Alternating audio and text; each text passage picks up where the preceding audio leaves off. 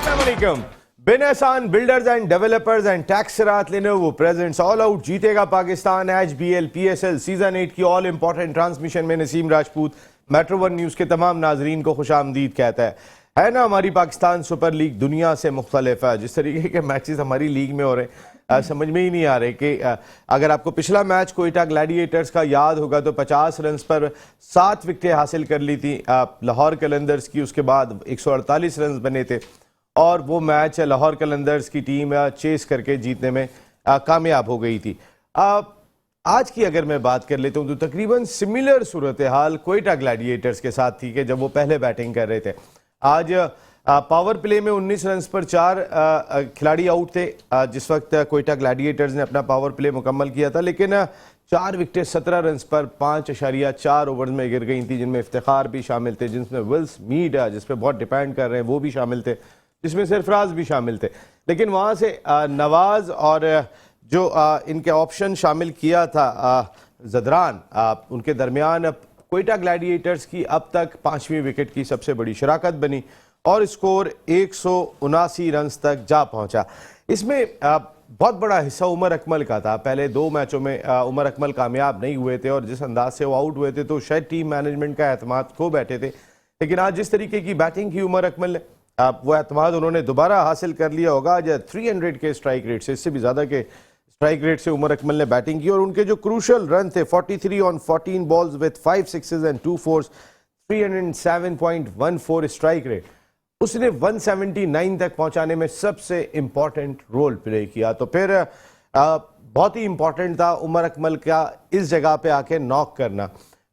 इसके साथ साथ नवाज, बहुत प्रेशर आ गया था नवाज पे, क्योंकि अहमद वसीम जिस तरीके की कारकर्दगी का मुजाहरा कर रहे हैं, एक बड़ा प्रेशर नवाज पे डेवलप हुआ है और आज नवाज ने कदरे बेहतर बैटिंग भी की, निफ सेंचुरी स्कोर की। इस PSL 8 की पहली निफ सेंचुरी थी।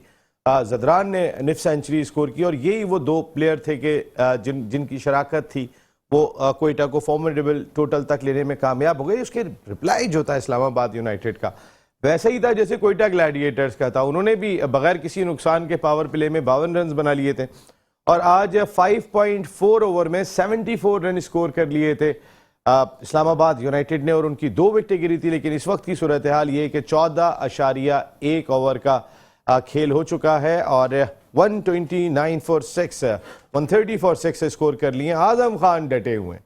आजम खान आजकल आउट होने का नाम नहीं ले रहे हैं। खासकर अपने वालिद की टीम या अपनी पुरानी टीम, उनके वालिद हेड कोच है मोइन खान और उनकी पुरानी टीम कोयटा ग्लैडिएटर्स है, जिसमें नदीम उमर साहब का बहुत ही इंपॉर्टेंट रोल रहा था उनके करियर में, कि आज यहाँ पे दिखाई दे रहे हैं।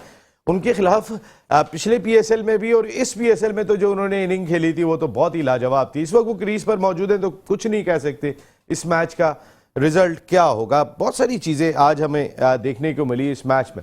इसके साथ साथ कुछ विमेंस क्रिकेट पर भी बात करेंगे, इसलिए कि पाकिस्तान की विमेंस पे अखराजात भी होते हैं, काम भी होता है, गो के उतने मैचेस नहीं होते जितने सारी दुनिया में होते हैं। ये बिल्कुल एक सच्चाई है। हम 1-2 टूर्नामेंट करा के कहते हैं हमारी खिलाड़ी जाएंगी और इंटरनेशनल इवेंट में ज़बरदस्त मार्का आराई करके आ जाएंगी। उनके इवेंट्स भी बढ़ाने पड़ेंगे, उनकी बाहमी सीरीज़ बढ़ानी पड़ेंगी। बड़े अरसे के बाद हमने ऑस्ट्रेलिया में जाके कोई सीरीज़ खेली थी पाकिस्तान विमेंस टीम ने। गो के हम सारे मैचेस हार गए थे, लेकिन हमें ये तो पता चला कि ऑस्ट्रेलिया से एक ही मैच मिलता है वर्ल्ड कप में, उसमें तो 1 साइडेड हार जाते हैं। कि हमें लड़ना है तो कैसे लड़ना है, और हम करीब करीब भी गए। हमारी एक बच्ची ने सेंचुरी भी स्कोर की थी।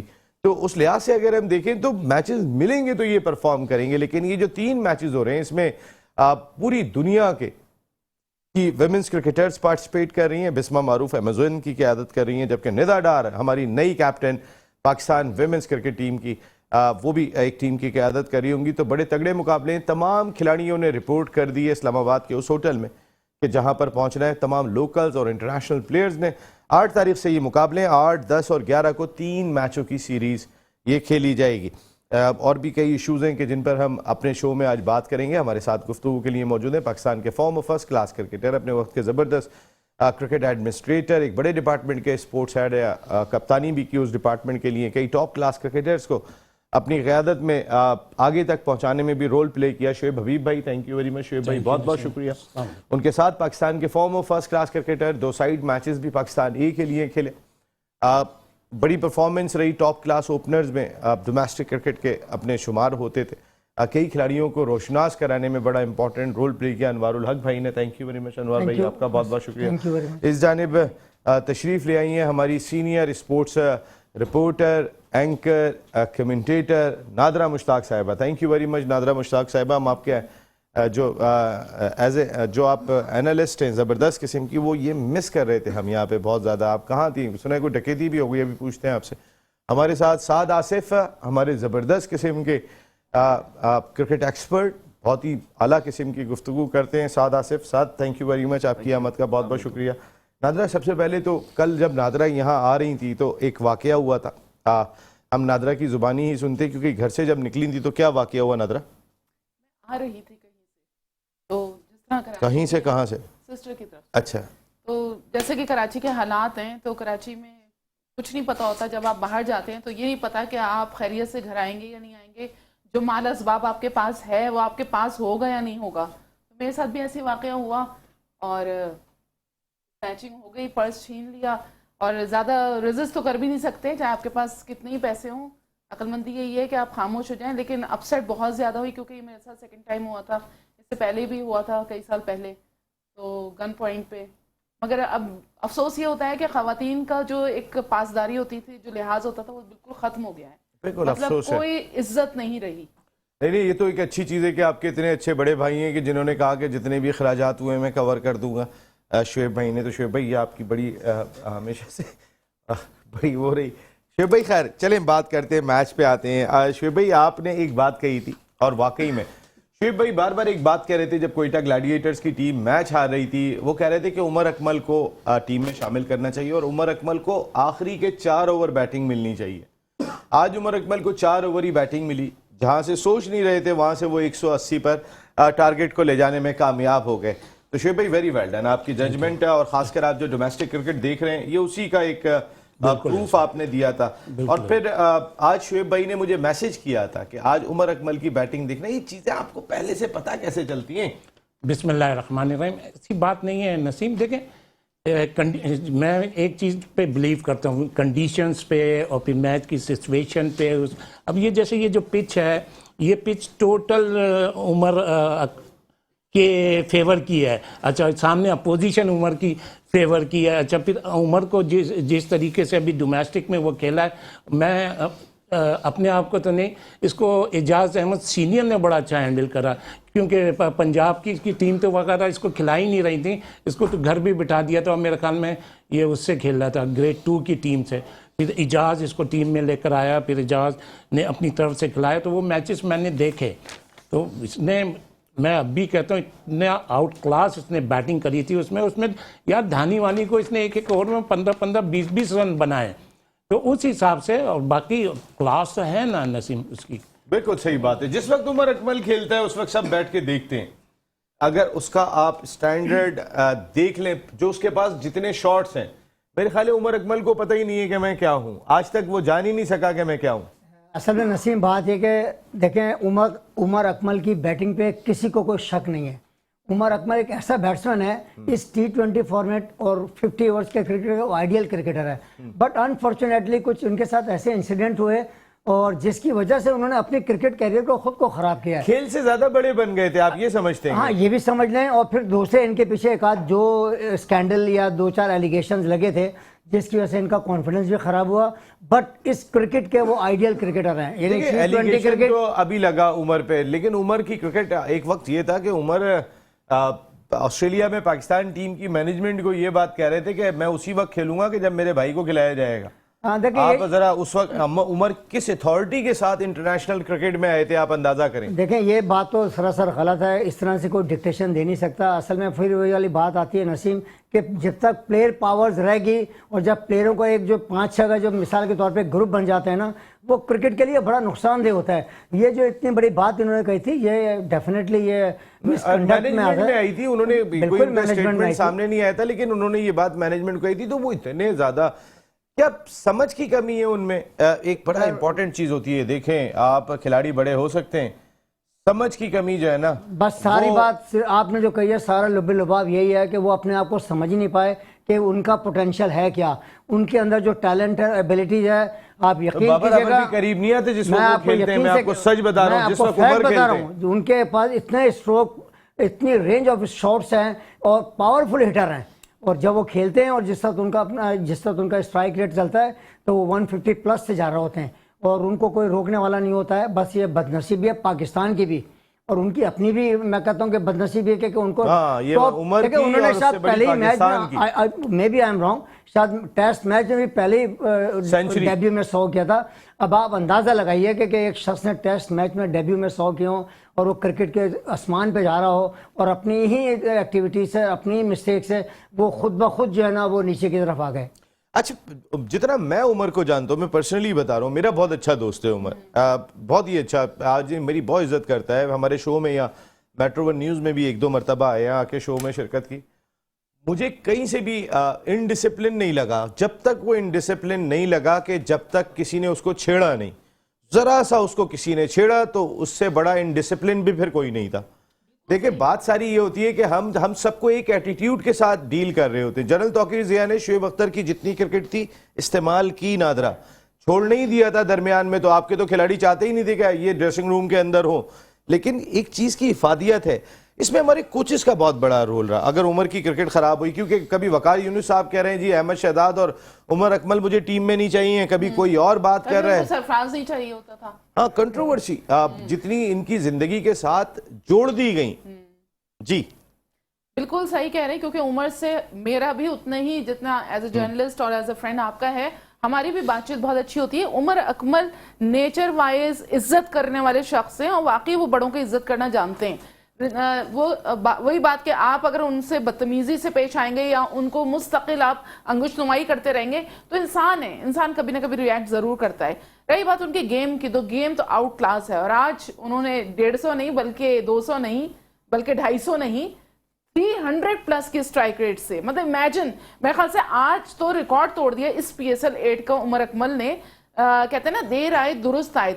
अब देखना यह है कि आया उनके जो 43 रन्स हैं, जो उन्होंने 7 छक्के लगाए हैं और उसके अलावा चौके लगाए, वो किस तरह से यूटिलाइज होते भी हैं या फिर खुदा न खास्ता वो ज़ाया हो जाते हैं। क्योंकि अभी तक इस्लामाबाद यूनाइटेड जो है वो डट के मुकाबला कर रही है और वहाँ पर आजम खान जो हैं वो उनके ओपोनेंट हैं और किस तरह से मुकाबला कर रहे हैं। बहुत ज़बरदस्त गेम नज़र तो आ रहा है, लेकिन उमर अकमल की जो इनिंग थी वो बहुत शानदार थी। गो कि नजीबुल्लाह ने भी बहुत ज़बरदस्त खेला, लेकिन मैं ये समझती हूँ कि नजीबुल्लाह का जो इंडक्शन आज किया है कोयटा ग्लैडिएटर्स ने, ये उसी दिन कर देना चाहिए बाकी था। खिलाड़ियों पे तो हम आते हैं, अभी बात करते हैं। जरा पहले से थोड़ा सा उमर को हम डिस्क्राइब कर रहे हैं, साथ आप खेलते हुए देखते हैं। एक उमर फॉर्म में हो, बाबर आजम फॉर्म में हो, रिजवान फॉर्म में हो, इफ्तिखार फॉर्म में हो, मैं सब आपके जितने जेन्युइन बैट्समैन हैं आप और सबको जो है वो सब बेहतरीन फॉर्म में है, क्या हिटिंग कर रहे हैं। आपसे मैं पूछूं, आपको किसको देखने का दिल चाहेगा और कौन ज्यादा डेंजरस लगेगा? देखें, बिस्मिल्लाहिर्रहमानिर्रहीम, पर्सनली मेरा फिजिकली ऐसा एक्सपीरियंस नहीं रहा जैसे आप लोग कह रहे हैं। तो एक सही बात है कि इंसान की एक नेचर होती है, अगर आप उसको बार बार टीज करते रहेंगे, एक इंसान की फीलिंग्स होती हैं, उसके एक लेवल होता है जिसपे वो हाइपर हो सकता है, तो वो एक अलग मैटर है। जहां तक बात आए जितने बैट्समैन का भी आपने नाम लिया, तो फास्ट बॉलिंग में मैं समझता हूँ उमर अकमल से अच्छी हिटिंग मैंने इन सब में से मैं उमर अकमल को हिटिंग बोलूंगा कि वो उनकी ज्यादा अच्छी हिटिंग है। और जितनी उन्होंने आज 43 रन किए, जिसमें 5 छक्के थे और 5 मैंने वो उनकी सारी की सारी 14 बॉलें देखी, तो वो सारे 5 छक्के जो थे उनकी पूरी नहीं थी, वो मिडिल ऑफ द बैट थी। तो आजम खान के बाद जो मुझे प्रॉपर एक फिनिशिंग बैटिंग लगी, एक प्रॉपर क्लीन बैटिंग लगी, तो वो मुझे उमर अकमल की ही लगी। बिल्कुल सही बात है शुएब भाई, आपने ये जो बात कही थी कि आखिरी के नंबर पर ही उमर को आना चाहिए, यानी आप चाह रहे हैं कि जिम्मेदारी ना हो, प्रेशर ना हो, और उमर बगैर प्रेशर के खेले और हर गेंद को हिट मारने जाएगा तो चारों तरफ मारेगा, रोकने गया तो फंस जाएगा। ऐसा भी है, लेकिन जो टेक्निकल चीज़ है वो ये है कि मैंने ये जितने भी अभी 50 ओवर्स मैच खेले थे ना, तो 50 ओवर के मैच में मेरे ख्याल में 2 बॉल यूज़ होती हैं। अच्छा, 2 बॉल यूज़ होती हैं, तो इसकी बारी आ रही थी तकरीबन 40 ओवर के बाद इसकी बारी आ रही थी। तो 40 ओवर के बाद आने का मतलब है दोनों एंड से 20-20 ओवर की पुरानी गेंद पे बाद आ रही थी। तो उसकी वो जितनी प्रैक्टिस है और जितनी इनिंग्स थी ना, तो वो क्या थी कि पुरानी से पुरानी गेंद पे थी, तो वो उसके टाइमिंग में उसके उसमें वो फ्लो था। अब ये जो अभी इन्होंने 2-3 और ऊपर भेजा था, तो वो उसकी प्रैक्टिस नहीं थी। वो एक प्रैक्टिस होती है, एक मैच प्रैक्टिस होती है। तो मैच उसने जितने भी के खेले थे ये 50 ओवर वाले, तो तकरीबन 10 ओवर 12 ओवर में बारी आ रही थी। तो 10-12 का मतलब क्या है कि गेंद 18 ओवर की पुरानी हो गई, 17 ओवर की पुरानी हो गई। तो T20 में वही चीज़ है। तो मैंने ये सारी चीज़ें देखते हुए उस हिसाब से, और रहा सवाल ये कि उमर के आप देखें, उमर के जितने भी रन्स हैं ना उसकी पीक पे, वो सारे रन फास्ट बॉलर्स पे ही हैं, स्पेशली बड़ी टीमों के खिलाफ, बड़े फास्ट बॉलर के खिलाफ। और आपने तो बहुत बड़ी बात बोली यार, आप भी फॉलो करते हैं, आप कोई कम थोड़ी हैं। आपने जो बोला कि जब उमर खड़ा हो जाए तो उसके बराबर का तो कोई है ही नहीं, कोई भी नहीं है, वो मैच नहीं करता। फिर जब उमर के लग रहे होंगे तो वो जिस तरीके से एक्स्ट्रा कवर मार देगा, तो लेग स्टंप पे लेके घूम जाएगा गेंद को सामने। उसने मैंने उसके 4 आर्म इतने मजबूत है कि मैंने इधर की गेंद को ऐसे मारते हुए देखा उमर। यार एक मिनट प्लीज, मैं ये आजम की इनिंग देखते हुए अब सब बोल रहे हैं कि इधर खेल रहा है उधर खेल रहा है। जिस दिन मैंने वो कराची नेशनल स्टेडियम का आजम वाला मैच आपके साथ बैठ के देखा था, आपने सबसे पहले बोला यार देखो शोएब भाई ये कट कितना अच्छा मार रहा है, ये कवर कितना अच्छा मार रहा है, ये स्क्वायर कितना अच्छा खेल रहा है, ये पुल कितना अच्छा। आज वो सारी बातें कर रहे हैं। तो मैं तो आपको इस पे वो करता हूँ। नहीं बिल्कुल, मैंने तो आपका आजम का भी कहा। मैंने तो खुद ही एक प्लेयर है ना माशाल्लाह, हमने भी इनको ग्राउंड में बड़ा जबरदस्त नहीं एक्चुअली पता क्या हमारे यहाँ ये अगर टेस्ट प्लेयर है या इंटरनेशनल प्लेयर है तो क्रिकेट उस पर ही खत्म हो गई है, उसने ही खेल लिया, या फर्स्ट क्लास है उसने ही खेल लिया। बहुत अच्छे प्लेयर हैं, मजबूरी के तहत नहीं खेल सके या वो नहीं खेलते सब हैं और अच्छे। अल्लाह ताला से एक दुआ मांगनी चाहिए मेरे ख्याल है कि अल्लाह ताला जो है वो समझ जितनी जल्दी दे देगा उतनी जल्दी आदमी जो है ना, वो जैसे बाबर आजम समझदार नजर आते हैं, वो बारी को लेके भी चल रहे हैं, आप जज्बाती नहीं है, किसी से नाराज नहीं हो जाते, कोई ट्रैफिक वार्डन से लड़ते हुए घर नहीं जाते हैं। मकसद है उमर अकमल को थोड़ा सा एक थोड़ा एग्रेशन बहुत चुलबुले टाइप के भी है, चुलबुले भी है। असल में नसीम उनकी तबीयत में जो ना एग्रेशन बहुत है, और वो एग्रेशन उनकी बैटिंग में आपको नजर आता है। जहाँ तक आपने बात की बैटिंग की और उनकी हिटिंग की, देखिए वो तो पूरी दुनिया के जितने भी लोग हैं वो सब जानते हैं। और जहाँ तक आपने आजम खान की बात की, लोग बहुत क्रिटिसाइज कर रहे थे, देखिए बात है कि क्रिटिसाइज बिल्कुल करें, आप उसके मोटापे पे मत जाएं, आप ये देखें उसकी यूटिलिटी है क्या। सर उसने स्टेटमेंट दिया, कहने लगे कि मैं अपने आप से मुतमईन नहीं हूं। आप बिल्कुल ठीक कह रहे हैं, प्रेस कॉन्फ्रेंस में बोला मेरा वेट ज्यादा है, मुझे ये कम करना है और मैं अब आपको मिलूंगा तो बिल्कुल मुख्तलिफ मिलूंगा। देखिए ये बड़ी बात है ना, ये ना सर, आप चैलेंज ले रियलाइजेशन है ना उसकी, उसने उस बात को रियलाइज किया ना। देखिए मैं प्लीज उसने इस बात को रियलाइज किया, रोक देते हैं फिर बाद में प्लीज कहते हैं जी। उसने इस बात को रियलाइज किया कि सारी दुनिया देख रही होती है, जाहिर सी बात है उसकी जो पर्सनालिटी है, जो उसका गेटअप है, जिस तरीके से, डेफिनेटली वो एक क्रिकेट पॉइंट ऑफ व्यू से ज़रा बुरा लगता है। बट मेरा मकसद कहने का ये है कि इस फॉर्मेट ऑफ क्रिकेट के अंदर अगर उसको आप विकेट कीपिंग कराते हैं, देखिए रिजवान भी साथ खेला है और अपने सरफराज भी साथ खेला है। रिजवान ने फील्डिंग बहुत अच्छी किया, इज़ अ डैम फिट गाय।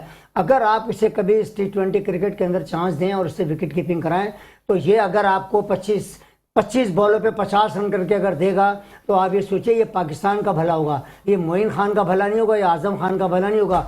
अब हमें ये ढूंढना है कि किस प्लेयर में क्या यूटिलिटी है, उसको किस तरह कैच कराना है। जैसे उमर अकमल का हैंडल विथ केयर, जैसे शोएब अख्तर की आपने बात की, वो भी इसी तरह के तर्ज के थे, मगर तौकीर जिया, जन्नत तौकीर जिया ने उनको इस तरह हैंडल किया और वो टॉप क्लास बने। इनको भी चाहिए कि कोई भी जो मेंटोर हैं, देखिए काउंसलिंग के बगैर ये काम कभी भी नहीं हो सकता। जहाँ तक कोई एक अच्छा मेंटोर, एक अच्छा कोच इनको काउंसलिंग करेगा, तो मैं समझता हूँ ये पाकिस्तान के लिए एक बड़ा असासा है और ये इस क्रिकेट का बहुत बड़ा प्लेयर है। इस क्रिकेट का बहुत बड़ा प्लेयर। मैं जो बात कर रहा था मैं इस पे आ जाऊँ, देखिए आजम के क्रिटिसिज्म पे, लेकिन जितने भी क्रिकेटर्स ने शुरू में इसको क्रिटिसाइज करा, बिल्कुल किया, मैंने जितने भी बोला, चलो उस पर मैं भी हूँ, सबसे ज्यादा तो आपने मैं बहुत मैंने करा है, बिल्कुल सही कह रहे हैं, मैं इस पर नहीं डिनाई करूंगा। अगर क्रिटिसाइज करा, गलत नहीं करा था।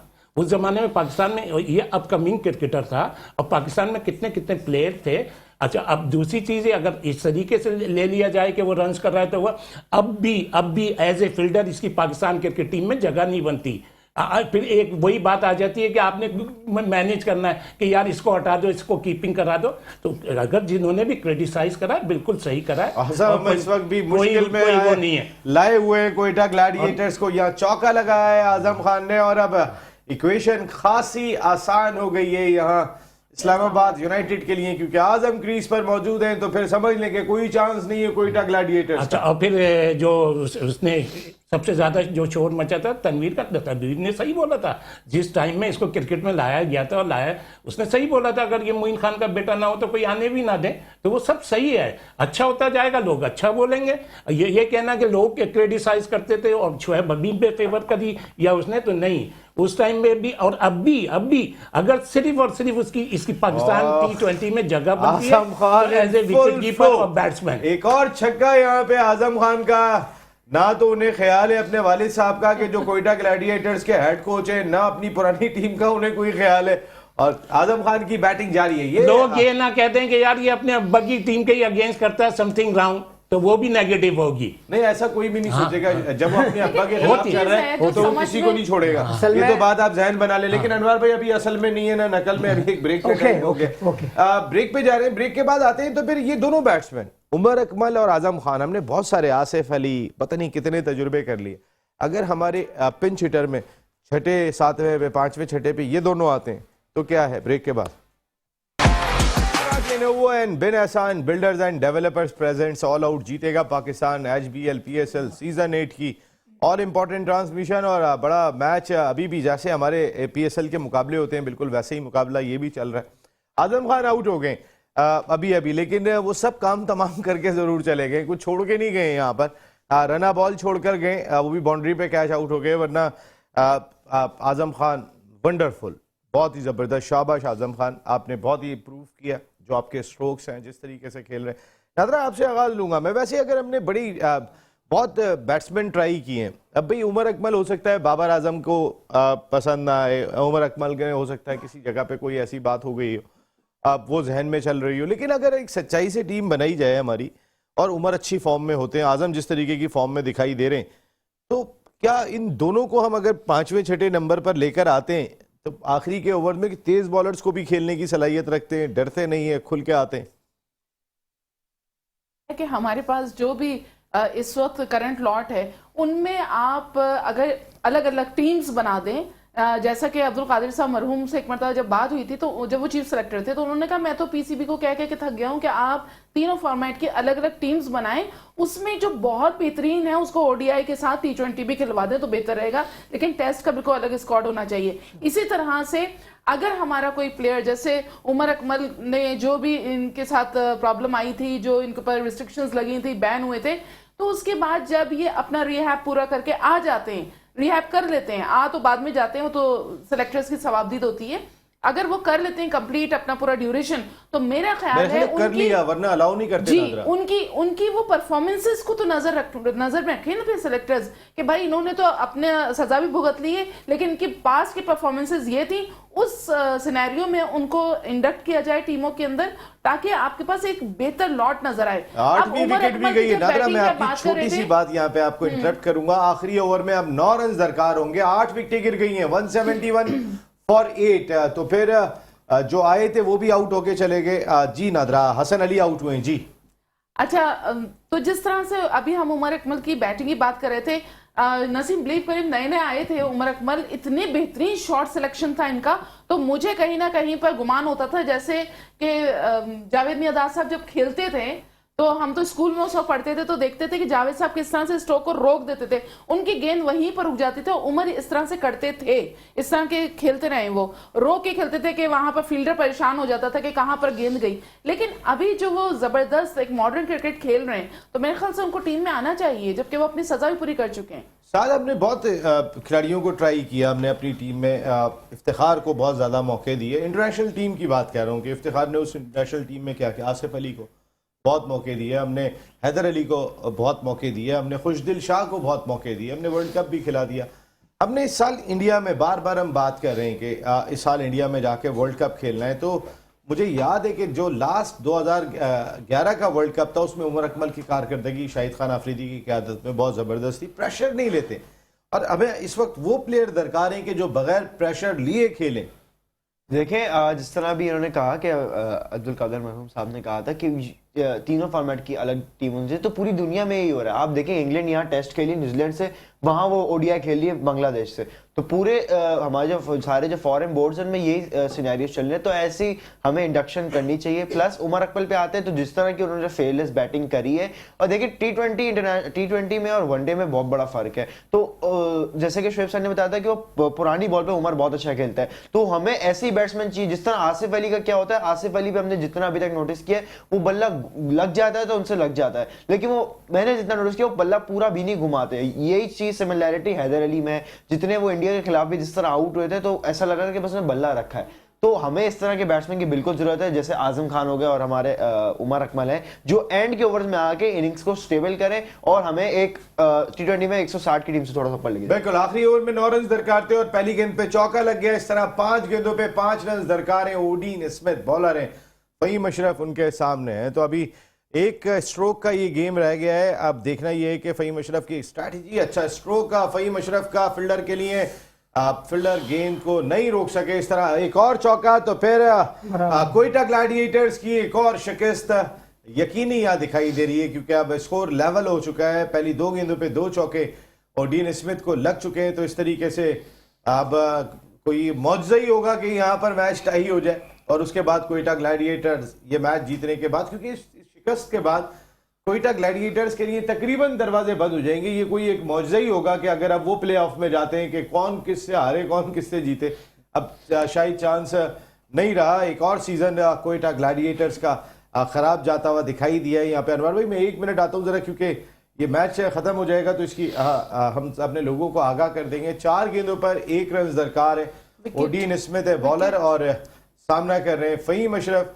तो फिर अब 1 रन सिर्फ फतह के लिए इस्लामाबाद यूनाइटेड को दरकार है। आज बहुत मुश्किल सूरत हाल के बाद कोयटा ग्लैडिएटर्स की टीम ने 179 रन स्कोर जरूर किए थे, लेकिन वो इन रन्स को नहीं बचा सके। हम जरा थोड़ी सी कोयटा ग्लैडिएटर्स की टीम पर भी बात करेंगे। और ये स्ट्रोक फहीम अशरफ का मैच विनिंग स्ट्रोक, पहली 3 गेंदों पर 3 चौके लगाकर इस मैच को खत्म कर दिया फहीम अशरफ ने। इस तरह इस्लामाबाद यूनाइटेड की एक और शानदार फतह, और इस फतह ने इस्लामाबाद यूनाइटेड को पॉइंट्स टेबल पर भी दूसरे नंबर पर पहुंचा दिया, क्योंकि इस फतह के साथ उनके पॉइंट्स की तादाद 10 हो गई है। 12 पॉइंट्स के साथ टॉप पे दिखाई दे रहे हैं लाहौर कलंदर्स। तो इसका मकसद है कि इस्लामाबाद यूनाइटेड और लाहौर कलंदर्स की टीमें तकरीबन प्ले ऑफ में जगह बना चुकी हैं, क्योंकि नीचे की टीमें खासी स्ट्रगल कर रही हैं।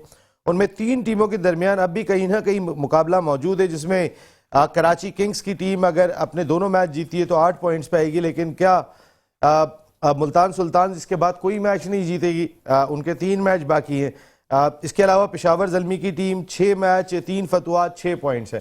तो ये जो टॉप पे 4 टीमें दिखाई दे रही हैं, अब तक यही चारों प्ले ऑफ में जाती हुई भी दिखाई दे रही है। वेरी वेल प्लेड, शानदार खेल का मुजाहरा किया यहाँ पर इस्लामाबाद यूनाइटेड ने। वंस अगेन आजम खान के 35 बड़े क्रूशल रन थे आज जो उन्होंने स्कोर किए थे 25 गेंदों पर 140 के स्ट्राइक रेट से। लेकिन टॉप ऑर्डर पर कॉलिन मनरो के 62 रन 29 गेंदों पर 217 के स्ट्राइक रेट से इस बाजी को बिल्कुल इनसे दूर ले गए। तो इस तरीके से ये फतह हासिल हुई इस्लामाबाद यूनाइटेड को, लेकिन ऐसा लगा कि शायद ये आखिरी कील ठोकने में कामयाब हो गए। ये फतह ही नहीं थी, बल्कि शायद कोयटा ग्लैडिएटर्स को अब ये जगह छोड़नी पड़ जाएगी, क्योंकि अगले 3 मैच भी अगर वो जीतते हैं जो अब उनके रह गए, तो उस सूरत में 8 पॉइंट्स ही वो कर पाएंगे। तो अब अगर मुल्तान 1 मैच जीतती है तो वो आगे चले जाएंगे। बाकी टीमें 8 पे रुके, इनके रन रेट बराबर हो, चौथी टीम तो ही कोई चांस दिखाई देता है, जिसके चांस भी अब तकरीबन ख़त्म ही हो गए। अनवर भाई मैच पे तो हम ही आते हैं। अभी हम बात ये कर रहे थे कि आज जिस तरीके की बैटिंग, हम एक इनिंग पे उमर अकमल पे बहुत ज़्यादा बात कर रहे हैं, लेकिन उमर अकमल पे हम इसलिए बहुत ज़्यादा बात कर रहे हैं कि यहाँ बैठा हुआ हर आदमी या जिससे भी पूछेंगे कि इस जैसा टैलेंट नहीं है मुल्क में। हमने फिर एक इनिंग की बात नहीं कर रहे हैं, हम उमर के टैलेंट पे बात कर रहे हैं। हम उमर को एतमाद दें, कॉन्फिडेंस नहीं देते। हम उन्हीं को कॉन्फिडेंस देते हैं कि जिनको हमें कॉन्फिडेंस देना होता है, जिनके साथ हमें टीम को लेके चलना होता है।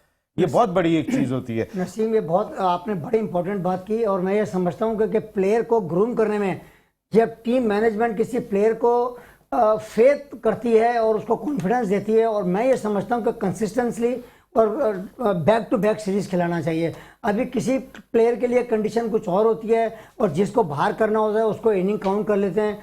जिस तरह उमर अकमल की पाकिस्तान क्रिकेट टीम में एंट्री हुई थी तो लगता था कि पाकिस्तान का सुपरस्टार बनेगा, बट वेरी अनफॉर्चुनेट कुछ इनकी भी अपनी और कुछ मैनेजमेंट ने भी जो इनके साथ जो बिहेवियर रखा या जो भी करा, मैं ये समझता हूँ कि अभी भी मेरा आप लोगों से या पाकिस्तान क्रिकेट बोर्ड से है कि जब आपने किसी यंगस्टर्स को या किसी भी प्लेयर को कम से कम at least back to back series खिलाएं और उसको कॉन्फिडेंस दें, तो मैं ये समझता हूँ कि यही प्लेयर जो है ना वो पाकिस्तान की कारकर्दगी के लिए बहुत शानदार नुमाया अंजाम देंगे।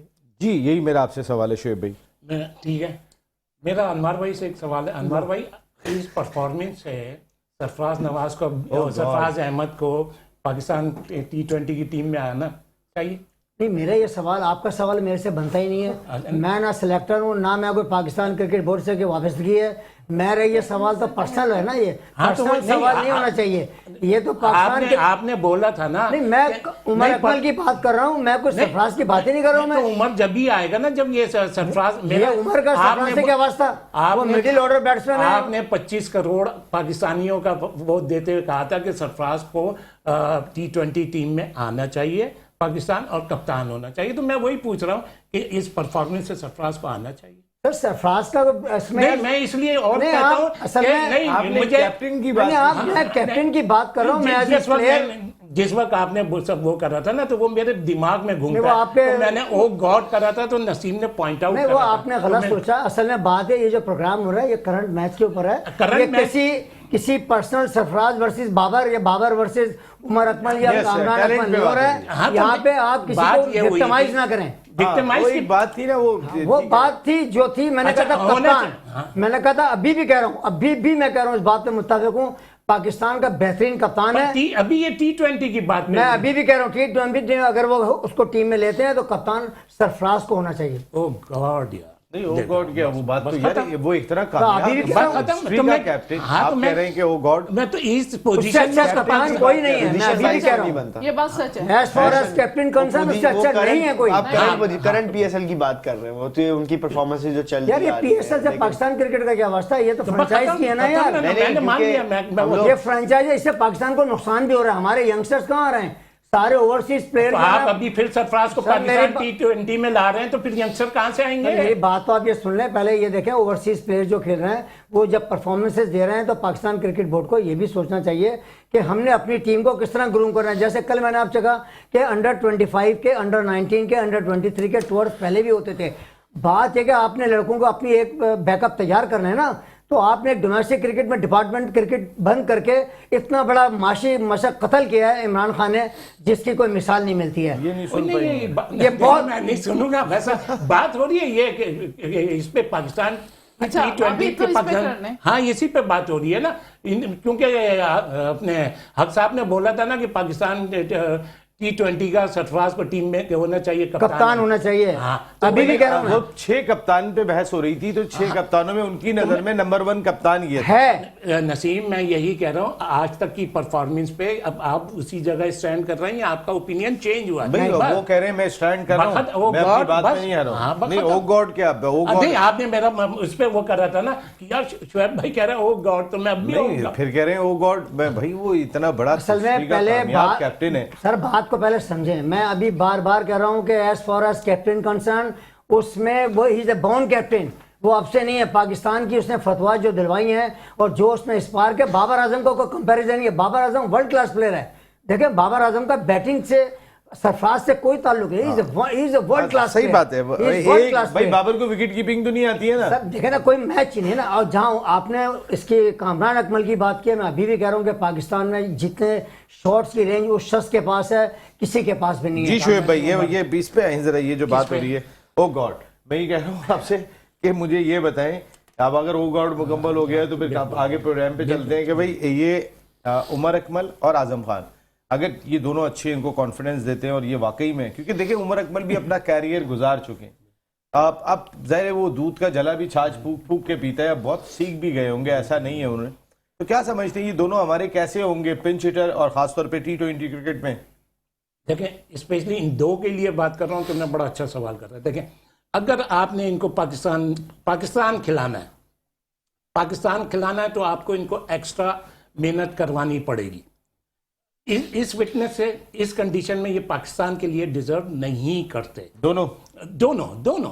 अब क्या अगर आपने आजम को खिलाना है तो फिर आपने आजम विकेट कीपर को चेंज एज ए फील्डर खिलाते हैं तो फिर रिस्की है, तो इन पे आपको मेहनत करनी पड़ेगी। अगर ये फिट होते हैं तो बहुत अच्छा है, बहुत अच्छा। भाई देखिए ना, बैरिस्टो और बटलर दोनों एक साथ खेलते हैं और दोनों टीम की जरूरत है। कभी बैरिस्टो ग्लव्स पकड़ के खड़े हो जाते हैं, कभी बटलर पकड़ के खड़े हो जाते हैं, मगर और दोनों इक्वली इंपॉर्टेंट है। शोएब बात कर रहे हैं, ये बात इसमें बिल्कुल सदाकत है। अगर उनको खिलाना है तो as a wicket keeper batsman खिलाएं, क्योंकि उनको ये फैक्ट है कि उनको जो उनका जो फिटनेस लेवल है, अगर हाई कैच या रनिंग कैच में उनको प्रॉब्लम आएगी। खिलाना है, कीपर बुरे नहीं है, जितना लोग क्रिटिसाइज करें कीपिंग अच्छी करता है, वो बुरी नहीं करता है, मगर अगर आपने उसे खिलाना है और कॉन्फिडेंस देना है, और मैं अभी भी कह रहा हूँ उमर अकमल एक आपकी बेहतरीन प्रोडक्ट है और बेहतरीन सीजन प्लेयर है, उनको आप यूटिलाइज करें यार, हैंडल विद केयर करें, आप उनको कॉन्फिडेंस दें, उनके साथ बैठ के हमारे साइकेट्रिक बैठते हैं, काउंसलिंग करें एटलीस्ट। उसके बाद साइकेट्रिक कहाँ जाएगा?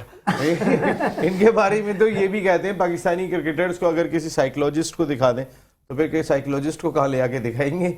ये भी क्योंकि आप क्रिकेटर तो शोएब भाई जैसे माशाल्लाह जो है ना, तो फिर ज़ाहिर है कितना आसान होता है इनको हैंडल करना। मुझसे पूछो, मैं यहाँ खड़ा हूँ। बिल्कुल सही बात है। सबसे पहले तो उसी का हाल तबाह हो शोएब भाई जाएगा, को भी क्योंकि- दिखाना चाहिए तुम्हें के नहीं ये तो बुजुर्ग बड़े हैं, भाई हमारे हैं, बड़े सीनियर भाई हैं, उनको तो कुछ भी नहीं और कह फिर सकते। सबसे बड़ी चीज़, कल वो लेकिन सारी players चीज़ें जो कवर हैं- करके दे रही हैं जो कल लुट गई हैं, वो भी भाई ने कहा कि मैं दूंगा। अच्छा, तो बहरहाल साइकोलॉजिस्ट का होना या साइकेट्रिस्ट का होना बहुत ज़्यादा ज़रूरी है टीम के साथ, क्योंकि देखिए बहुत सारे मेंटल प्रेशर्स होते हैं जो कि प्लेयर के साथ होते हैं, बहुत सारे डोमेस्टिक इश्यूज भी होते हैं जो कि वो डिस्क्लोज नहीं करते, लेकिन कहीं ना कहीं सबकॉन्शियस में उनकी वो चीज़ें चल रही होती हैं, जिसकी वजह से उनकी परफॉर्मेंस पे बहुत ज़्यादा फर्क पड़ता है। तो मेरे ख्याल से अब तो पाकिस्तान क्रिकेट बोर्ड ने साइकेट्रिस्ट रखा हुआ है जो कि इनकी गाय बगाए चेकअप भी करता है। उसके अलावा जो बिहेवियर है सिर्फ उनके ज़ाती तौर पर नहीं काउंट होता, बल्कि कलेक्टिवली इसलिए काउंट होता है कि आपकी जो टीम मैनेजमेंट है उनका रवैये कैसे हैं। बहुत सी बातें जो कि हम नहीं कर सकते टीवी के ऊपर बैठकर, बहुत सी हमें भी पता चलती हैं कि क्या रवैये वहाँ पर इख्तियार किए जाते हैं, किस तरह से डिस्करेज किया जाता है। और अगर आप, ये एक नॉर्मल साइकी है, क्योंकि मैंने भी साइकोलॉजी पढ़ी है, तो इतना तो मुझे भी पता है कि जब आप किसी के ऊपर तरगीब देते हैं या आप मिसालें देते हैं, तो फिर वो बंदा अगर अच्छा भी है तो वो अपनी नेगेटिविटी उसकी ऑटोमेटिकली ऊपर आने लगती है कि नहीं मैं तो बुरा हूं। तो वो वाली चीज ना करें, अपने प्लेयर्स को बहुत अच्छी तरीके से लेकर चलें, रिस्पेक्ट देखिए, प्यार के साथ दें, ऑफ कोर्स रिस्पेक्ट डिजर्व करते हैं। और इनके आजम खान की वेट पे बात हो रही थी, अभी भारतीय एक बहुत अच्छे व्लॉगर, अभी वेट पे बात करूंगा मैं जरा, आजम उन्हीं का के weight पे ही बात तो करें। भारतीय, हाँ उस पे आके ये यहीं से कंटिन्यू करेंगे। नादरा, असल में हेडलाइन ब्रेक का वक्त हो गया, साथ ही आपसे भी यहीं से कंटिन्यू करेंगे। बस उमर अकमल को एक चीज चाहिए, अब तक जितना उनके साथ बीता है, एक मरतबा आंखें बंद करने के बाद देखें, अपने अंदर झांक के कि अब मैं खुद को कैसे इस काबिल कर सकता हूँ, क्योंकि टैलेंट आप जैसा किसी के पास नहीं है, तो फिर ये टैलेंट बहुत ज़ाया कर दिया, इसको कुछ थोड़ा सा कौम के लिए भी खर्च कर लें। ब्रेक ले रहा हूँ, ब्रेक के बाद वापस आते हैं तो फिर अपनी डिस्कशन को कंटिन्यू करते हैं।